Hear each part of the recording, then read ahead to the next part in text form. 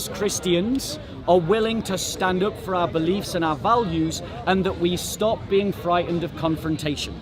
Because one thing that I have observed about the liberal progressive is if you stand up to them strongly enough, they will bend. If we use the narrative of the oppressed minority, we speak their language back to them. And by exposing their hypocrisy and the inconsistency of their practice, we begin to win the argument culturally. We don't need to be saying to society, you can't marry homosexuals. Let them. What we need to be saying is, we will never tolerate you forcing us to marry homosexuals. Because if we Christians are not learning about our doctrines, if we're not learning about our values, and if we're not learning about our history, how can we possibly imbibe them and express them? Thank you very much. So I want to talk about the things that fellowships need to have. The church, and again I'm going to number them, so if there's one you want to ask a question on, or there's one you want to discuss, you don't need to remember the point, you just need to remember the number. And then when you remember the number, I'll reread it, okay?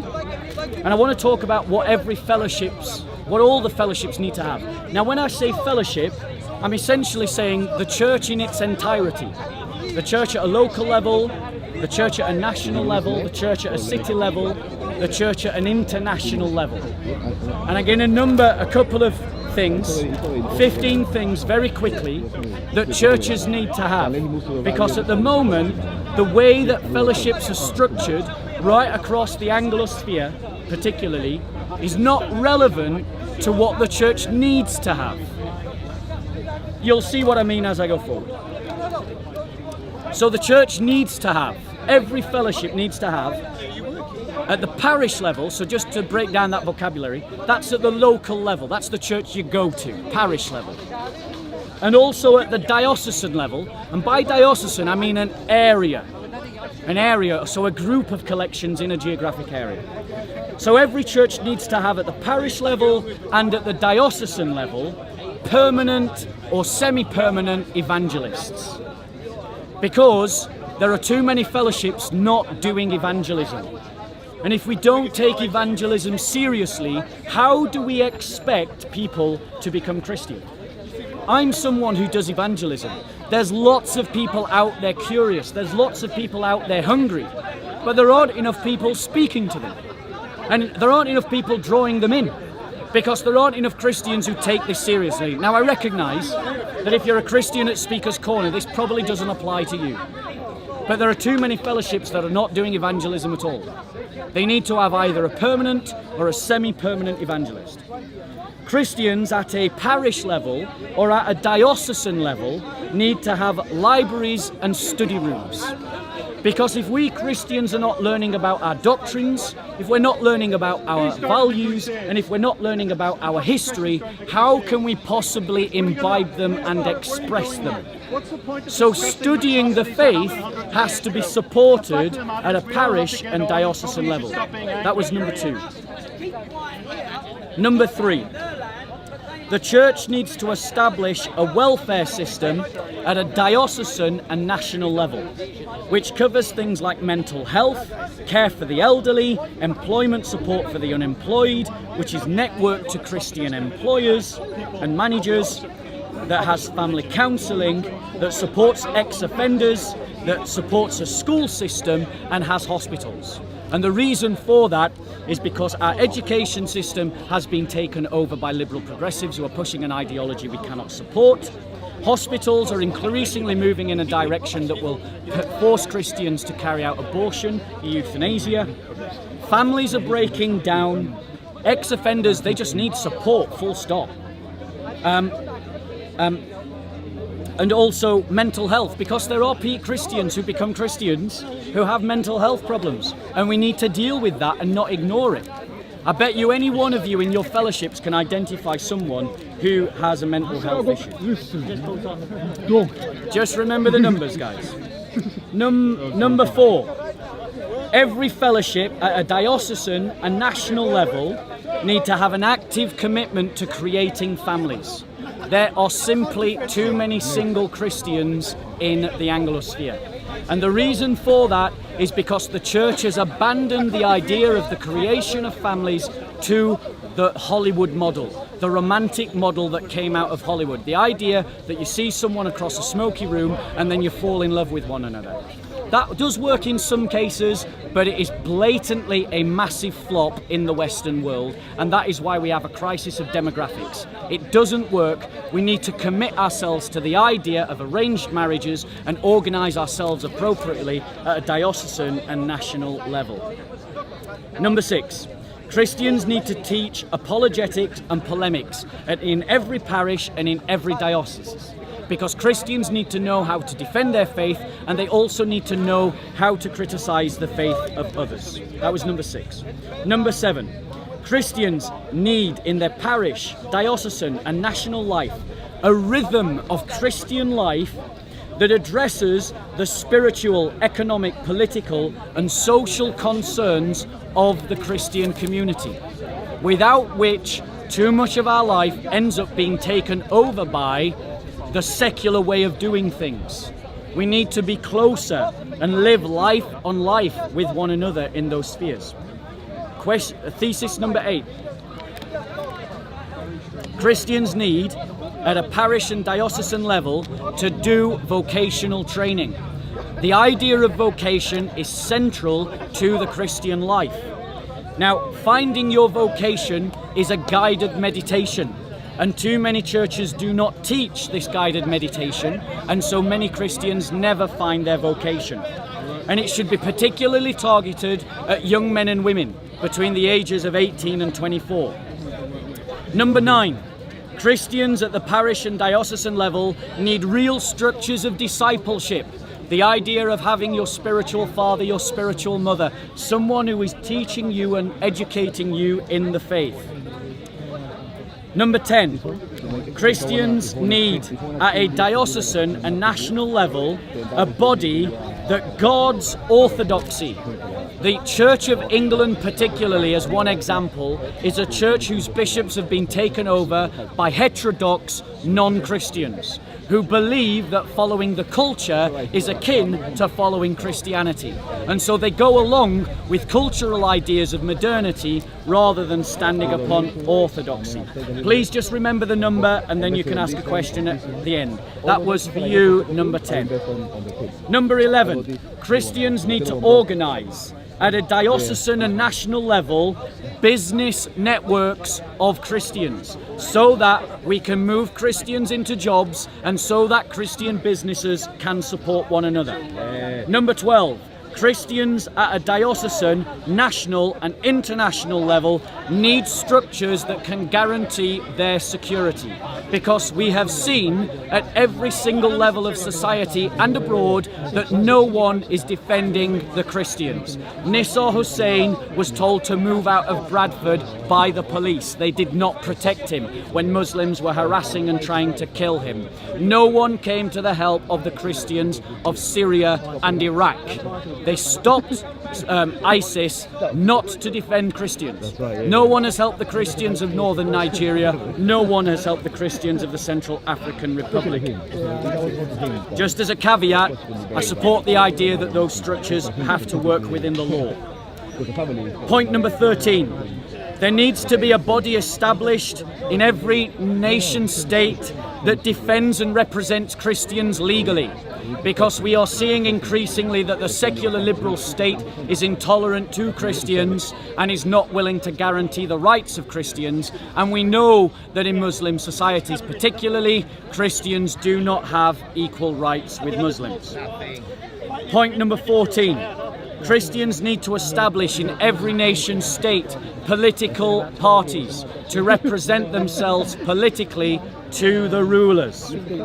Finally, number 15 is just advice on the last 14. Don't duplicate something that already exists. Support good ideas that already exist.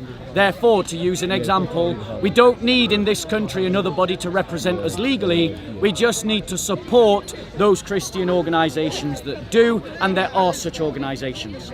We need to make sure that within any institution or organisation we establish that we are recruiting Christians to maintain its Christian identity. Furthermore, it is better to do less better than it is to do more badly.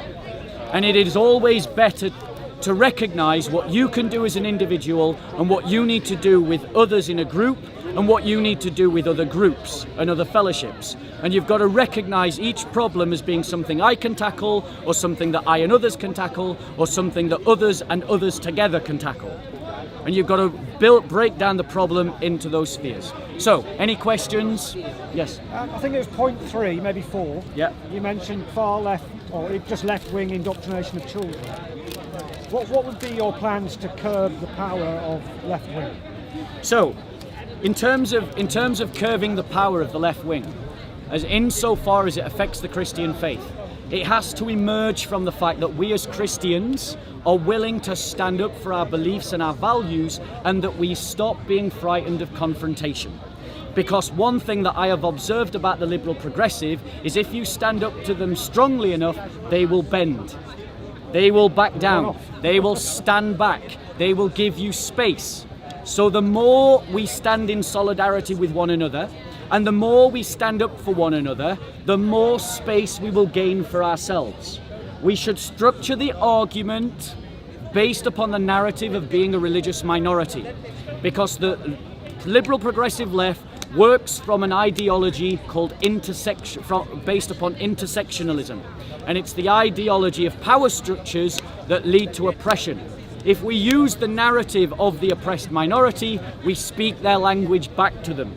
We expose their hypocrisy.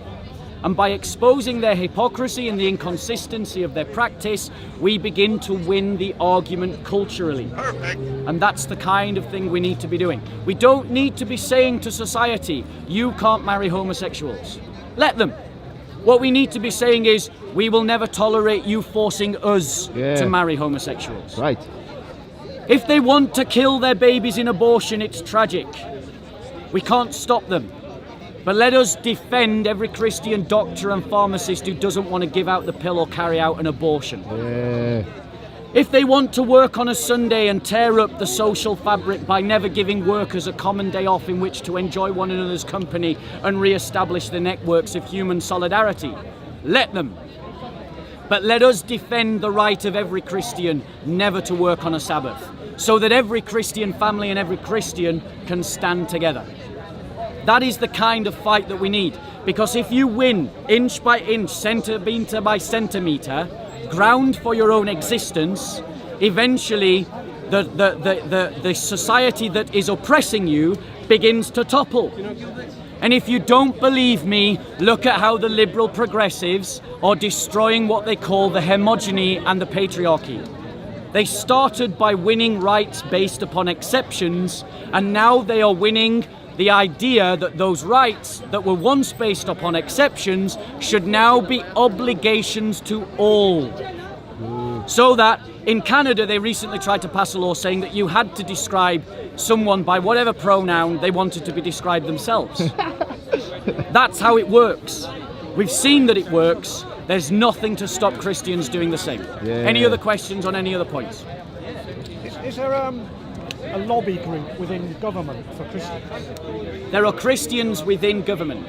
But the problem with Christians in government is that they have accepted the restrictions of liberal modernity. Is there a group of them pushing? There's loads of Christians. There's loads of Christians within politics. But listen to me, bro. Christians who are involved in the Conservative Party are not able to stand up for the things that I'm talking about because they have accepted what modernity teaches. That Christianity is restricted just to doing charity work, that that's our sphere of influence that we're allowed. That we can't influence foreign policy from a Christian point of view, or that we can't influence health policy from a Christian point of view, or we can't influence the prison policy from a Christian point of view. We Christians need to slowly but surely infest and take over each institution that forms people and forms the law and forms the application of the law. That is how you begin the process of re-Christianization. It happened, it worked against us, it can work for us. Any other questions on any other points? Thank you, Rob.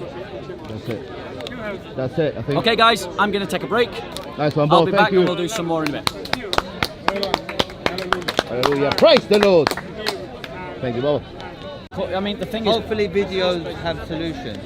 well, I think I offered a solution. Like, basically, Erdogan's got to fall. But they tried that 2 years ago with the coup. That's because no one backed them. Do you know who protected Erdogan? With America, I suspect. What are you talking about? It was America that attacked him with Petro Erdogan. So who sorry? Petro. A Yeah. guy Petro. So who supported them? The Kurds. The Kurds that being persecuted, as you said on video. Did you know that? No, I didn't. Well, I didn't know that. Erdogan is related to me. Okay. His nephew is married to my auntie. He's got to go, bro. Listen, you don't know what's going on in Turkey, really you don't. There's a lot of things that no one knows what's going on. Do you agree with the conversion of the Saint Church into a mosque? I've been there. It's But do you think beautiful. it's right? Yeah, but do you agree turning it into a mosque? What I'm saying is there's no solution. It's There going to is get a worse. solution. It's going to get worse. What, attack Turkey? How are you? He doesn't give a shit. Everyone don't give a Don't kid shit. yourself. I'm saying that I follow a logical faith. no follow country a is faith going that to makes attack sense. Turkey. No country is going to touch it. Follow a faith. He's backed up by We love you too. Have a lovely day. How are you, bro? I'm good. So, well, let me ask you something, Bob. So, do you? I'm actually on a break, but go on. So, do you believe? Well, because I'm Quran only. I don't know if you're part of Quran only. Yeah, I know about Quran. Yeah, because obviously I rejected it. So, obviously, you're a Muslim, yeah? Let me ask you something then. Do you agree that Sahih? Do you agree that Hadith is second source of law? Not all. Majority I will neglect. Because you know Sahih Bukhari compiled over 600 pages, right? He rejected 592 out of that. He rejected 99% and he think 1%. But listen, but brother, if he lived on 10 years longer, he would have rejected another 99%. He would have made it Quran only. Just walking away, bro. Right. Bob can't take the trick. Bob don't like it, man. Good to see you though, man. Any message to everyone that's been wondering where you were, what you've been doing, what you've been up to? I've just been at home, man, chilling out, avoiding this place. I was cycling through, so I thought, let me come in and see who's here, man. You know, boring, so I thought, Yeah. let's come and see what's going on, any good debates. Yeah. I've been there a couple of hours. Oh, cool. It's been alright. It's been. I'm not used to this speaker's corner where there's no beef, there's no drama, but I like it though. Well, I there's like no it. time. Obviously, since Tang gone, I mean, now Tan you're gone, Raj is not here, no Modine. It's boring. It's boring. We need the action in this part, man. Good to have you back though, man. Big up to Soccer, man. Big up, buddy. God bless you, bro. Yeah.